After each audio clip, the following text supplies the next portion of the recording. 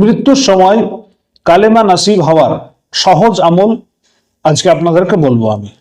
বন্ধুরা, আপনি কি কখনো ভেবে দেখেছেন, যদি এখনই আপনার মৃত্যুর ফেরেশতা আপনার সম্মুখে এসে দাঁড়িয়ে যায়, আপনার জিহ্বায় কি লা ইলাহা ইল্লাল্লাহ উচ্চারিত হবে?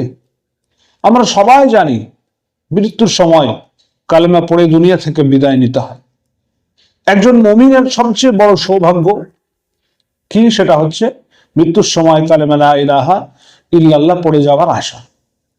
কিন্তু ভয় হয়, সেই কঠিন মুহূর্তে আমরা কি পারবো সে কালেমা পাঠ করতে? আজ আমি আপনাদেরকে এমন একটি সহজ আমল শোনাবো বা শিখাবো। হাকিমুল উম্মাত শাহ আশরাফ আলী থানভী রহমতুল্লাহ আলাই একটি আমল যা আমাদের অন্তরে আশা জাগিয়েছেন। একদিন এক মুরিদ আশরাফ আলী থানভী রহমতুল্লাহ আলাইহের কাছে এসে খুব উদ্বিগ্ন মনে হযরতের কাছে জিজ্ঞাসা করলেন এবং বললেন যে, হুজুর, আমার খুব ভয় হয়, মৃত্যুর সময় কালেমা নাসিব হবে কিনা। এই প্রশ্নটি শুধু তার নয়, এটা আমার আপনার সবার প্রশ্ন।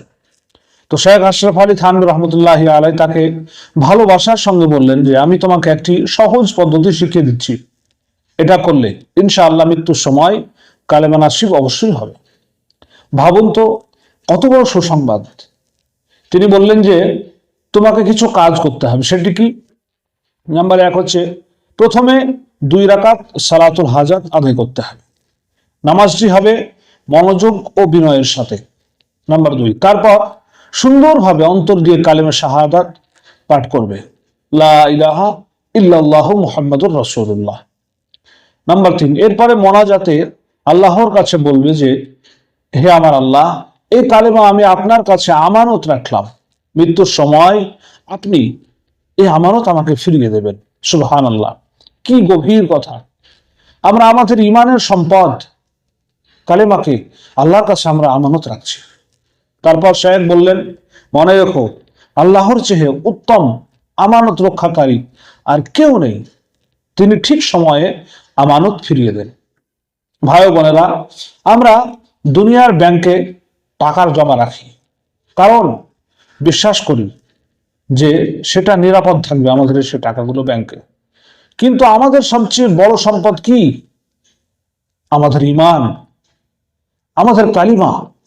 যদি আমরা সেটা আল্লাহর কাছে আমানত রাখি, তাহলে কি তিনি ফিরিয়ে দেবেন না? আল্লাহ তো রহমান, আল্লাহ তো রহিম, আল্লাহ তো ওয়াদা রক্ষাকারী। আজ থেকে আমরা এই সহজ আমল শুরু করতে পারি।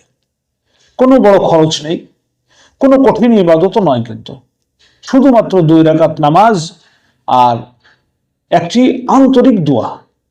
চলুন আজ একটি নিয়াত করি, আমরা এই আমল অবশ্যই করব এবং আমাদের সন্তানদেরও কিন্তু শেখাবো, পরিবারের সবাইকে জানাবো।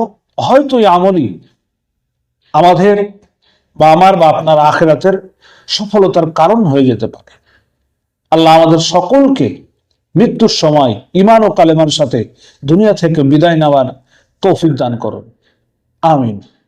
বন্ধুরা, ভিডিওটি যদি ভালো লেগে থাকে তাহলে অবশ্যই লাইক দিন এবং শেয়ার করুন, কারণ একটি নসিহত হয়তো কারো আখিরাত বদলে দিতে পারে। আর এমন ইসলামমূলক ভিডিও যদি আরো পেতে চান, তাহলে আমাদের এই চ্যানেল সাবস্ক্রাইব করতে ভুলবেন না কিন্তু। ধন্যবাদ বন্ধুরা, আবার দেখা হবে আরো একটি শিক্ষামূলক ভিডিও নিয়ে। আসসালামু আলাইকুম ওয়া রাহমাতুল্লাহি ওয়া বারাকাতুহু।